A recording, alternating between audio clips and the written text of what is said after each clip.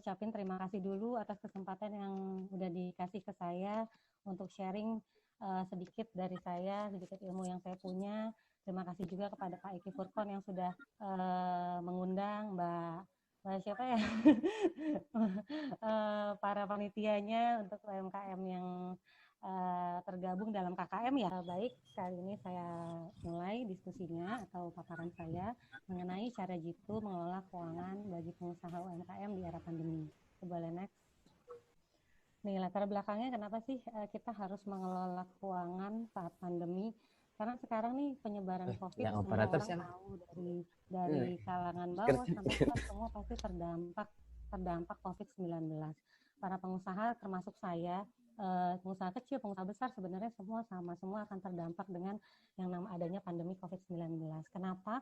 Karena biar bagaimanapun split kebutuhan setiap konsumen itu akan berubah gitu. Jadinya mereka yang tadinya mau untuk membeli barang misalnya kebutuhan tersier atau kebutuhan sekunder, jadi lebih ke mengalihkan dananya kepada kebutuhan pokok.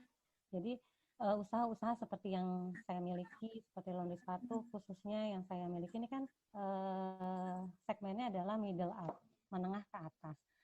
Bagaimana cara saya untuk tetap mempertahankan beberapa bisnis saya itu adalah tantangan yang memang kita tidak bisa pungkiri ya, sulit sekali gitu.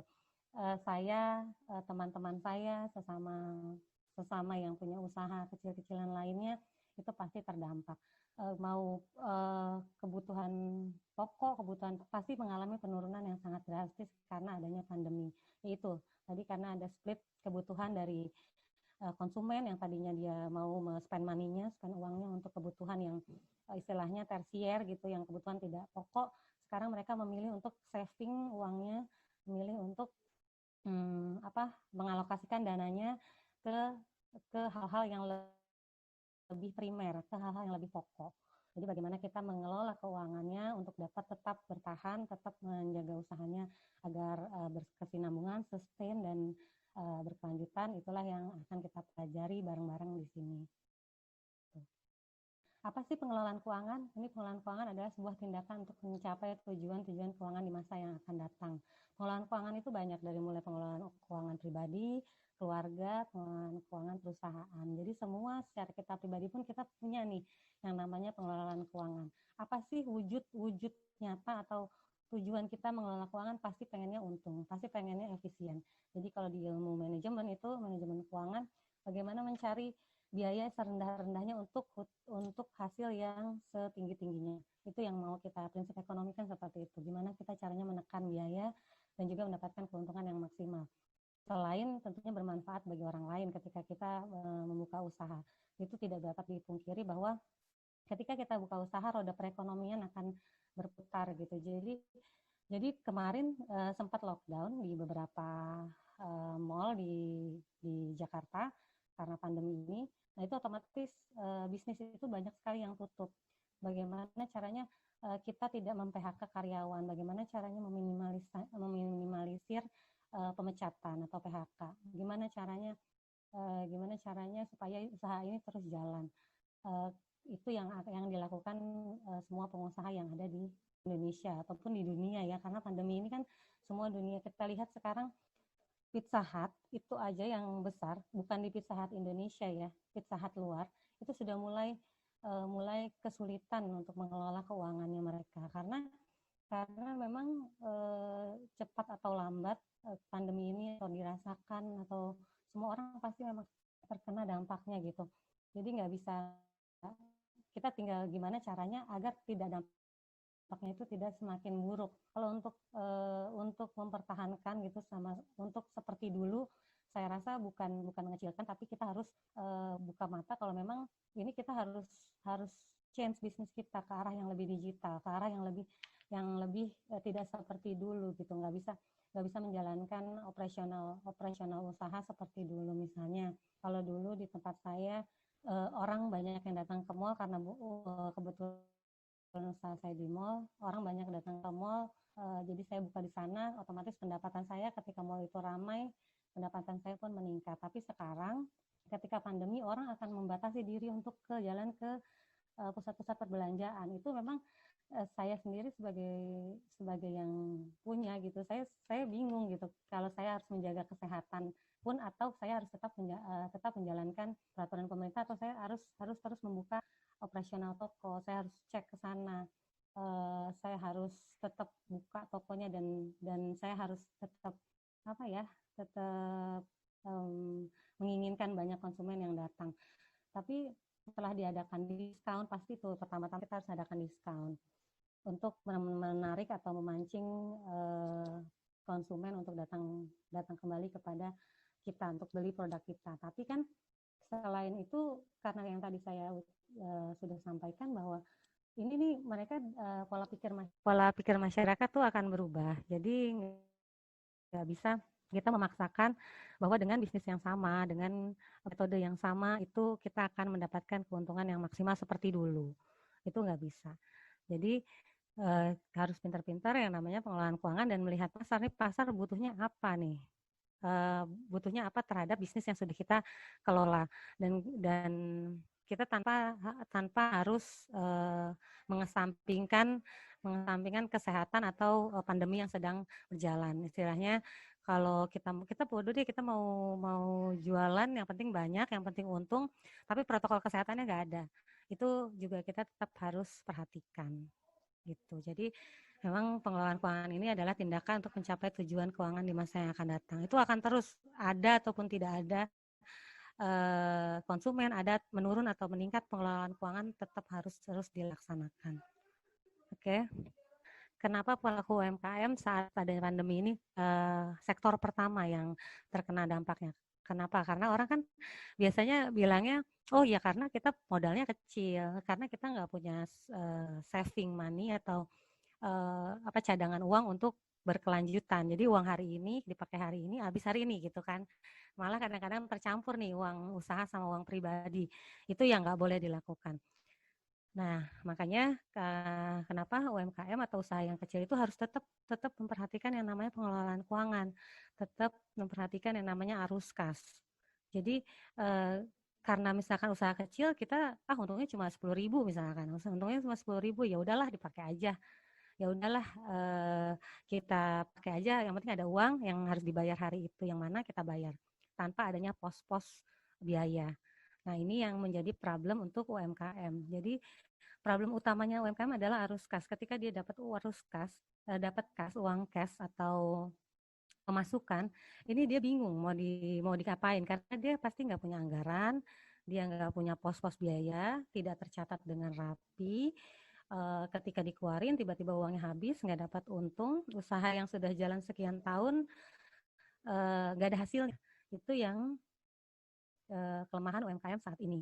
Jadi ketika kita sudah bekerja dengan giat, perasaan kemarin misalnya sudah jualan banyak banget, kenapa sekarang kok bisnis gue gini-gini aja, kok stuck aja kayak gini. Nah itu yang mungkin kurang di dalam bisnis UMKM. Pemisahan pos-pos biaya, penetapan anggaran, pencatatan biaya operasional atau biaya-biaya yang terjadi ini yang masih perlu dibenahi di dalam pelaku UMKM. Jadi kalau kita sudah punya anggaran, sudah punya pos-pos biaya, itu kita akan bisa tracking dengan mudah. Oh biaya apa nih yang kebesaran? Oh biaya apa yang mesti dikurangin? Oh saat pandemi gini harusnya saya melakukan apa? Itu bisa dianalisis berdasarkan data historikal yang sudah ada. Jadi kalau sudah ada sebelumnya penjualan segini, biayanya misalkan penjualan 100.000, biaya seluruh biaya ya. Seluruh biayanya 30.000. Oh berarti 30%. Ketika 100 pendapatannya atau penjualannya menurun, artinya harusnya biayanya menurun. Tapi kenapa sama aja? Oh mungkin ada fixed cost, ada biaya tetap di situ. Tapi kan selain biaya tetap ada lagi yang namanya biaya operasional yang harusnya tergantung dengan penjualan. Nah itu yang mungkin harus diperhatikan. Pencampuran untuk keuangan pribadi, dipakai dulu uangnya tanpa dicatat, lupa, ketidakrapihan pembukuan dan lain-lain, itu yang menjadikan mungkin para pelaku usaha kecil akhirnya selain omsetnya drop, dia tidak punya catatan atau nggak bisa evaluasi yang sudah terjadi, akhirnya cepat sekali ketika ada masalah dia tutup semua gitu. Kalau kita punya catatan yang jelas, kita bisa melihat, oh ya ini berarti gue harus saya harus kurangin biaya di mana. Jadi ini kuncinya adalah bagaimana untuk melanjutkan atau sustain di bidang bisnis adalah arus kasnya. Kita harus perhatikan selain tadi pasar, maunya pasar sekarang seperti apa, maunya konsumen seperti apa. Ini adalah bagaimana kita mengelola keuangan dan kerapihan dalam pembukuan. Jadi mengelola arus kas itu sangat penting untuk sebuah usaha. Oke, gimana sih caranya untuk usaha mikro kecil dan menengah mempertahankan cash flow atau arus keuangan untuk tetap terjaga di situasi pandemi seperti ini? Ini akan kita pelajarin bareng-bareng step-stepnya seperti apa. Jadi bagaimana cara menjaga cash flow? Dari tadi saya omongin adalah bagaimana menjaga cash flow-nya, bagaimana kita melirik pasar, tapi untuk melirik pasar mungkin kita bisa sharing bareng. Yang materi sekarang adalah saya akan sharing sedikit adalah bagaimana cara menjaga cash flow-nya dalam situasi seperti sekarang. Nah, tadi ini. Yang pertama adalah minimalisasi biaya operasional. Yang tadi saya bilang, kalau kita punya catatan biaya apa saja yang timbul di sebelumnya, kita akan bisa menganalisa. Oh, ini yang besar adalah biaya di misalkan biaya di perjalanan atau biaya di sewa kalau misalnya kita punya outlet ya. Oh, yang besar adalah biaya sewa. Biaya apa lagi yang besar? Oh, ternyata nih biaya operasional nih yang besar, biaya kita perjalanan antar barang misalkan. Apa sih sekarang gimana sih? Apakah kerjasama dengan Gojek untuk delivery, ataukah kita harus melakukan apa untuk meminimalisasi biaya kirim? Kita kerjasama dengan misalkan kalau JNE atau ekspedisi, kita apakah bisa bekerja sama dengan mereka? Kebetulan kalau di saat sekarang ini banyak sekali perusahaan seperti ekspedisi dan Gojek yang menawarkan kerjasama. Jadi dulu saya tuh tadi yang saya katakan bisnisnya adalah semakin banyak orang datang ke mall, maka pendapatan saya akan naik. Sekarang saat semua mengatur dirinya untuk tidak datang ke pusat perbelanjaan, sangat dibatasi. Nah, itu akan pendapatan saya menurun. Jadi gimana nih caranya supaya ini saya jelasin dulu ya. Jadi usaha saya itu adalah cuci sepatu. Cuci sepatu itu, nah kebetulan kalangan saya itu adalah menengah ke atas. Menengah ke atas yang mana mereka butuh sekali yang namanya servis, pelayanan. Kadang mereka tidak peduli dengan harganya, yang penting mereka bisa dilayani dengan baik. Nah, saat seperti ini, mereka tuh concern sekali dengan yang namanya penyakit ini, yang pandemi ini. Jadi mereka membatasi dirinya untuk tidak jalan-jalan ke mall. Bagaimana kita menservis tetap melayani mereka dengan baik?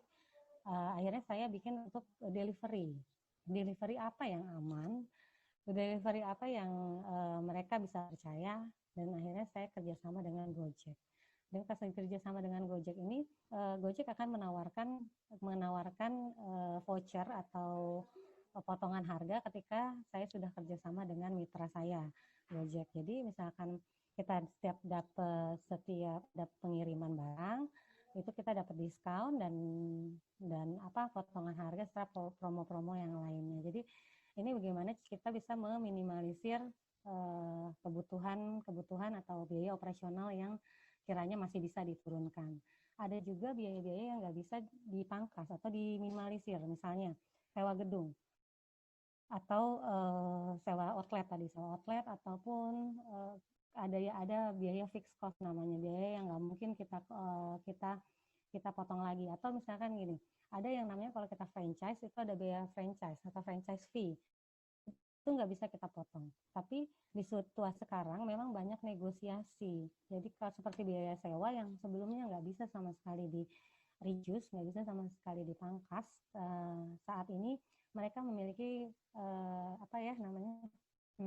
kompromis dengan kita para pengusaha untuk gimana nih mall saya tetap jalan, mall saya tetap bisa beroperasi, tetapi tidak memberatkan para pengusahanya. Akhirnya mereka juga ada pemotongan biaya sewa dan lain-lain. Ini memang kemampuan negosiasi ini di para pengusaha dari kecil sampai besar itu memang dibutuhkan sekali. Gimana cara kita tadi yang saya bilang networking, negosiasi, bagaimana ketemu win-win solution ini untuk meminimalisasi tadi biaya operasional. Dengan kita bisa negosiasi, kita bisa bekerja sama dengan orang lain, bekerja sama dengan tadi misalkan partner Gojek, kita akan bisa meminimalisir biaya operasional yang tadinya misalkan tidak bisa dipotong. Ini didiskusikan saja, misalnya kalau kerudung, tadinya bahannya nih harganya kita beli bahan 1 lembar atau beli kerudung tadinya mahal, misalnya 10.000, bisakah kita bisa minta diskon lagi kah sama mereka, atau dengan quantity yang agak banyakan, atau dropship biar resikonya lebih kecil, tidak kita simpan banyak di gudang, itu apakah bisa? Itu bisa dinegosiasikan dengan si penagih atau produsennya gitu. Kemudian yang kedua adalah evaluasi biaya pengeluaran. Nah, kita akan bisa mengevaluasi dengan kita memiliki catatan. Kalau kita punya catatan, kita bisa mengevaluasi tadi biaya apa saja yang besar, harga produk apa saja yang besar, atau apa saja biaya yang bisa kita minimalisir. Jadi berkaitan dengan yang pertama bahwa minimalisasi biaya operasional. Jadi kita sebelumnya kita mengurangi, kita harus evaluasi dulu nih biaya-biaya apa saja yang dapat kita kurangi. Atau kalau misalkan sudah paling apa ya namanya, paling yang kita tidak inginkan bersama adalah PHK. Memang itu nggak bisa dihindarkan, karena banyak sekali kalau pernah lihat di mall, ya banyak kan seperti Tawan, Imperial Kitchen, resto-resto itu banyak sekali yang mengurangi jumlah karyawannya. Shift-nya jadinya satu shift tadinya 3 orang jadi cuma 1 orang. Karena memang pelanggannya nggak ada. Ketika sudah menempuh pengurangan biaya seperti biaya kirim, biaya sewa, tapi masih juga pendapatannya tidak mencukupi, tidak menutupi biaya-biayanya, akhirnya adalah jalan satu-satunya adalah mengurangi karyawan atau menutup outletnya. Jadi ada worst case atau case terakhir yang paling kita semua nggak inginkan, tapi harus, itu adalah PHK dan juga penutupan usaha. Tapi itu sama-sama kita nggak mau lakukan ya. Jadi gimana caranya menjaga atau meminimalisir hal seperti itu. Oke, tadi sudah evaluasi biaya pengeluaran, udah minimalisasi biaya operasional. Kemudian yang ketiga, boleh next Mbak. Nah, tadi ini negosiasi dengan supplier. Kalau saya kebetulan suppliernya adalah misalkan saya sendiri, karena saya punya brand sendiri, jadi saya ada juga misalkan bahan bakunya kita punya supplier. Nah, itu bagaimana, apakah kita bisa tempo pembayarannya atau reschedule pembayarannya, yang tadinya cash bisa nggak kalau kita cicil aja, misalkan 3 bulan, atau bisa nggak kalau saya parsial aja ngambilnya, misalkan tadinya dia harus pembelian 1 kilo bahan baku, misalkan sabun atau apa, kain atau misalkan gitu, itu bisa nggak kalau saya belinya tadinya harus 10 kilo, bisa nggak saya parsial aja 1 kilo dikirimnya setiap bulan. Ini adalah negosiasi dengan supplier. Negosiasi itu bukan hanya dengan supplier, tapi negosiasi juga bisa dilakukan dengan semuanya yang berkaitan dengan bisnis kita. Jadi ini saat sekarang ini harus banyak sekali bernegosiasi. Jadi harus saling mengerti antara circle bisnis kita. Kita berhubungan sama apa nih? Sama pengiriman, sama supplier bahan baku sabun, kita berhubungan dengan pihak mall, tempat kita nyewa, atau kita punya outlet ruko, kita berhubungan dengan si penyewa. Ini yang harus dinegokan bareng-bareng. Biasanya mereka rata-rata mau menerima apa yang kita diskusikan bareng-bareng gitu. Terus kemudian yang keempat adalah pahami kebutuhan Anda. Ini Anda juga perlu memahami beberapa banyak apa saja yang perlu Anda beli. Jadi jangan membeli terlalu banyak barang hingga akhirnya barang tersebut terbengkalai atau sudah tidak memiliki nilai jual lagi. Tadi saya sudah sampaikan bahwa ketika kita punya stok barang, gimana caranya kita tidak menyetok barang-barang, inventorinya dihindari saja. Jadi kalau bisa kita beli, kita jual langsung, itu lebih baik. Jadi untuk saat sekarang ini hindarkan penyediaan bahan baku. Kalau dulu kita sering sekali misalkan saya mau stok buat daripada beli-beli terus ngurangin biaya kirim, saya mau stok deh lebih banyak buat bulan depan. Nah, sekarang hal-hal seperti ini khususnya buat UMKM harus dihindari karena daya belinya pun menurun, kita pun harus pintar-pintar mengatur inventory tadi, stok tadi juga kalau kita nggak punya catatannya, nggak punya catatan tentang kebutuhan stok, ini nggak bisa dianalisa sebenarnya ketika penjualan 10.000 berapakah inventory yang dibutuhkan. Itu kalau kita nggak punya catatan, balik lagi ke pembukuan. Kalau kita nggak punya catatan, nggak punya pengelolaan keuangan, kita main beli-beli aja nih. Lagi murah, beli aja deh, bahan bakunya lagi murah, kita tumpuk aja. Nah, itu tidak bisa dilakukan, jangan dilakukan karena kalau bisa menyetok minimal hari ini beli, besok jual, itu lebih baik. Jadi kalau saat sekarang memang inventory stok yang banyak itu sangat dihindarkan. Seperti tadi misalnya kalau jualan kerudung, bisa nggak sih PO aja? Misalkan kalau sekarang kan kalau di jilbabnya adalah signature atau yang kita desain sendiri. Saya dulu juga sempat buka hijab, jadi hijabnya itu yang signature ya. Jadi saya desain, saya beli kainnya gitu. Nah itu by PO. Gimana saya menghindari stok tadi? Kalau saya stok banyak-banyak nggak ada yang mau beli, harganya kan agak lumayan. Atau gimana dropship? Bisa nggak di pabrik? Misalnya saya dropship aja. Saya beli nanti kalau ada yang pesan baru mereka yang kirim, kita kasih customernya aja. Jadi sangat menghindari yang namanya inventory berlebih. Sabun pun seperti itu, di dalam laundry sepatu kan bahan bakunya ada sabun, pewangi, dan lain-lain nih. Pasti bahan baku utamanya kan sabun. Sabunnya berbeda dengan yang lain. Nah ini bagaimana saya nggak prediksi dengan data yang lalu, dengan misalkan dengan penjualan servis sepatu atau jasa cuci sepatu kemarin 100 sepatu, saya harus sabunnya 1 liter. Oh, berarti besok saya nggak boleh nih beli 1 liter lagi, karena sudah turun, bukan 100 sepatu lagi. Besok itu cuma 50 sepatu nih kayaknya saya prediksinya.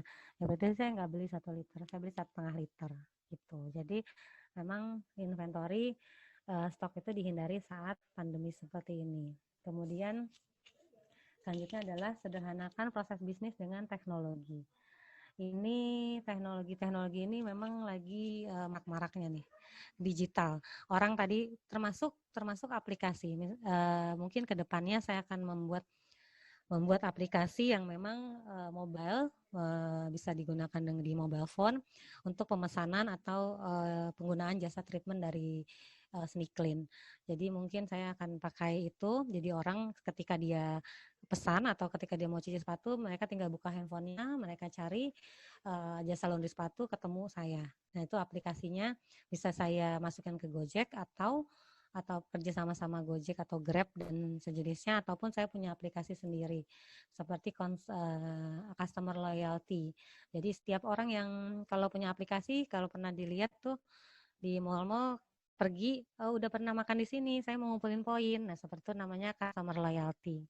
Customer loyalty itu akan mungkin ke depannya akan saya buat supaya customer juga merasa senang, terus bisa berkelanjutan. Saya mau cuci lagi di situ biar dapat poin. Nanti kan saya bisa cuci gratis gitu. Nah, itu mungkin mobile apps yang akan saya buat ke depannya. Dengan teknologi ini nggak bisa dipisahkan. Jadi apalagi sekarang, jadi ketika mereka buka satu aplikasi punya Sneaklin, mereka bisa tracking barangnya sampai mana, mereka bisa deskripsiin sepatunya, kita bisa langsung jemput dan antar juga jika sudah selesai. Nah ini teknologi yang mungkin akan digunakan untuk kedepannya. Kemudian manfaatkan teknologi tanpa harus boros. Aplikasi base, web base atau mobile base itu yang memang sekarang lagi digemari tapi harganya lumayan. Jadi kalau mau buat satu aplikasi digital, itu mereka perusahaan IT menawarkan yang budgetnya lumayan besar. Jadi bagaimana kita mencoba untuk menggunakan teknologi tanpa boros, itu juga sama saya lagi pelajari. Mungkin saya akan menggunakan GForm karena Google Form kalau banyak-banyak baca di internet, banyak-banyak teknologi apa yang bisa kita pakai dengan biaya yang efisien, tapi penggunaannya hampir sama. Mungkin nggak bisa sama banget dengan yang canggih, tapi buat kita teknologi itu cukup. Itu yang perlu diambil di teknologi. Jadi saya mau coba pelajari lagi bagaimana saya bisa memanfaatkan teknologi tanpa harus mengeluarkan atau spend money yang begitu besar. Jadi nanti coba saya cari-cari juga di dalam internet, dan sekarang banyak sekali ya sources atau sumber pembelajaran. Jadi kita bisa cari apa informasi sebanyak-banyaknya mengenai apa yang kita butuhkan. Kita bisa compare di situ apakah dengan menggunakan tadi misalnya saya bilang Google Form. Google Form itu banyak sekali fungsinya selain buat kuesioner. Jadi dia banyak bisa digunakan dengan hal lain, dengan gratis, atau saya harus pakai web yang tidak berbayar. Itu memang masih dipelajari ke depannya gitu. Oke, nah kemudian next.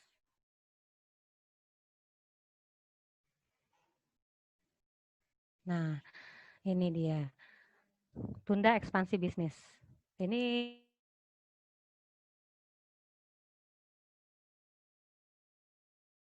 termasuk saya pun seperti itu. Jadi ketika saya punya uang lebih, itu saya nggak gatas sekali buat buka lagi, buat cabang lagi, buat bisnis baru lagi, ekspansi bisnis. Misalkan tadi saya laundry sepatu, saya mau buka laundry tas deh.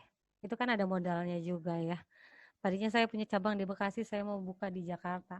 Itu saya punya duit sedikit aja, saya rasanya pengen buka lagi gitu. Nah sekarang memang harus direm karena kalau kita expand bisnis ini perekonomian sedang sama sekali tidak stabil. Jadi jangan ekspansi sekarang, kecuali sektor-sektor bisnis yang memang lagi diminati sekarang. Misalkan tadi digital. Ini software sektor digital seperti pembuatan software, pembuatan sistem ini lagi banyak sekali meningkat karena semua sektor usaha lagi sedang menggunakan sektor itu. Atau kalau sekarang masker, atau kita mau buat masker, tapi sebaiknya pilih yang satu lini, satu line. Jadi jangan tadinya bikin laundry sepatu terus saya mau bikin masker. Itu udah saya harus belajar lagi cara buatnya. Saya harus suruh pasar lagi masker seperti apa yang disenangin sama pasar. Itu banyak sekali. Jadi kalau maupun ekspansi bisnis harus yang satu line. Misalnya tadi kalau hijab mungkin bisa ekspansi ke masker karena dia kan pasarnya kalau pakai jilbab maunya maskernya yang sama, yang senada sama jilbabnya. Mungkin bisa seperti itu. Tapi kalau dengan melihat pasar saya misalkan laundry sepatu nih ini aja susah, gimana saya mau ekspansi bisnis. Padahal kalau saat punya dana biasanya yang saya lakukan adalah ekspansi terlebih dahulu. Kita punya untung, saya biasanya puterin dana yang ada dengan tidak memakai tanpa, kalau orang kan pilihannya punya uang saya mau beli ini, kalau saya enggak punya uang untung saya buka lagi usaha yang lain, biasanya seperti itu, buka cabang lagi sampai saya 3 tahun ya 3 cabang itu. Tetapi memang seperti itu untuk saat ini. Jangan tunda dulu ekspansi bisnis kecuali memang lagi digandrungi di saat pandemi. Kalau yang enggak di luar itu jangan. Kayak kemarin sempat usaha ada hand sanitizer apa dan lainnya, itu kan semakin kesini sama aja gitu. Semakin kesini ternyata itu cuma saat one time aja, saat situasi tertentu, situasional dia naik, sekarang sudah turun lagi gitu. Jadi kita pandai melihat peluang itu. Kalau misalkan tidak ada peluang, jangan coba dia ekspansi bisnis di saat sekarang. Kemudian siapkan anggaran darurat. Nah, anggaran darurat itu biasanya 30% dari keuntungan kita. Ini memang harus disiapkan ketika dia tidak punya penghasilan di bulan ini. Jadi kita bisa mempertahankan minimal 3 bulan ke depan. 3 bulan ke depan untuk biaya operasional yang sudah berjalan. Tidak semata-mata sekarang COVID, besok tutup. Itu atau sekarang ada musibah. Sebenarnya musibah tuh bukan hanya COVID ya. Kemarin saat saat saat misalnya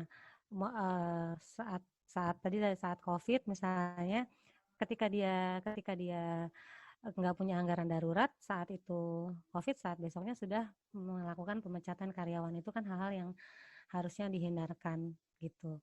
Atau musibah banyak, kadang-kadang ada juga ke tantangan bisnis tuh kadang-kadang ada yang dari SDM-nya, misalnya tiba-tiba ada pencurian atau tiba-tiba mallnya, kalau saya tempatnya lokasinya kebanjiran gitu, atau di ruko tiba-tiba rukonya mati lampu, itu banyak sebenarnya. Nah ini anggaran tiba-tiba disita gitu. Nah itu sebenarnya musibah banyak, tapi karena wabah COVID-19 ini sangat global, jadi yang sangat dirasakan oleh semua orang, semua usaha dari mulai yang kecil sampai yang besar itu adalah COVID-19. Jadi siapkan anggaran darurat minimal 30% dari omset kita. Jadi kita punya cadangan untuk tidak mati di hari itu, untuk tidak tutup di hari itu. Gitu. Terus yang terakhir adalah untuk terus memantau arus kas. Jadi kalau misalnya pencatatannya sudah baik, arus kasnya kita bisa lihat, kita bisa evaluasi, kita dapat misalnya per bulan let's say 10 juta. Kita akan 10 juta berarti 12 bulan kita punya duit 120 juta. Ini akan diapain?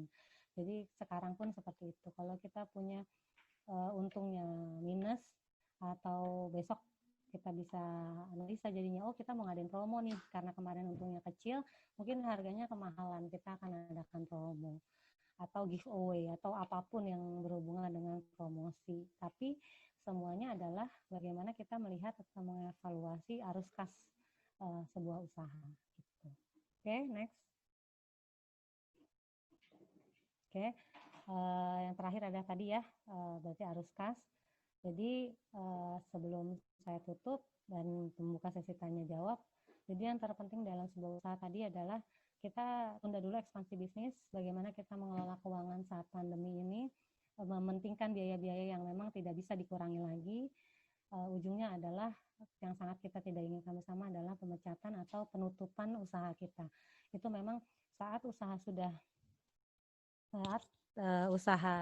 sudah tidak bisa dijalankan gitu, udah ini daripada misalkan saya punya 4 cabang. Satu ini adalah merugikan yang lain. Karena saya buka satu toko ini sudah tidak bisa dipertahankan karena dengan ruginya dia mengambil keuntungan 3 cabang lainnya. Ini maka harus ditutup. Sudah tidak ada jalan lain gitu. Itu adalah hal yang sama-sama dihindarkan. Tapi ketika harus dilakukan maka memang harus dilakukan. Terima kasih penjelasan dari saya, semoga bermanfaat. Kalau ada yang bertanya silahkan saya kembalikan kepada moderator. Ya, terima kasih atas pemaparannya Bu. Tadi cukup luar biasa kita melihat cara untuk mengelola keuangan khususnya teman-teman. Mungkin dari teman-teman ada yang ingin ditanyakan, bisa kalian chat di grup chat, bisa langsung saja dengan format yang sudah diberikan oleh acara ya. Atau bisa langsung menggunakan voice-nya. Gimana nih teman-teman? Ada yang ingin tanyakan? Atau ada yang baru mulai usaha nih, pengen nanya Iya. boleh. Ada yang baru mulai usaha. Saya juga masih baru mulai usaha. Jadi masih merintis juga. Ada yang buka usaha pas banget saat pandemi, Nah, baru buka usaha. Banyak mungkin. Banyak ya. Itu banyak banget. Mungkin dari teman-teman ada yang kebingungan terkait cash flow yang sudah diberikan tadi, atau ada yang masih bingung untuk bagaimana cara memisahkan keuntungan pribadi, bagaimana ada tips atau enggaknya kayak gitu. Gimana teman-teman, ada yang ingin ditanyakan? Atau suara saya tadi nggak jelas ya? Dia ada yang sudah jelas tadi suaranya sebenarnya? Ada nggak nih teman-teman? Kalau nggak ada, saya mau nanya.